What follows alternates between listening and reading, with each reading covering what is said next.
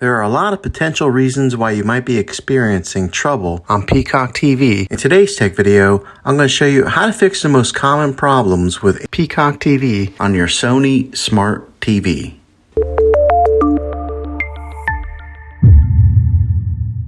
Let's see if we can fix your problems and get your Peacock TV back up and running as quickly as possible. The first one, it's the easiest one to try, and that's to unplug your TV from the wall outlet and wait 60 seconds. Now don't be impatient here, wait the whole 60 seconds, then plug it back in. This is very different from turning your TV on and off with your remote control. This is what we call a hard reset of your TV, so make sure you do this method. If that doesn't work, then find your router that is giving you Wi-Fi and unplug the power to that for 60 seconds. Then plug it back in. If it fixes it, great. If not, let's go ahead and move on to the next method. Try deleting the Peacock TV app on your TV. Go to wherever the apps are located on your system and remove the app altogether. Then reinstall the Peacock TV app again. After you reinstall it, you might have to log back in with all your credentials, but hopefully this works. And if that doesn't work, then I recommend buying an affordable Roku stick, Fire Stick, or Apple TV 4K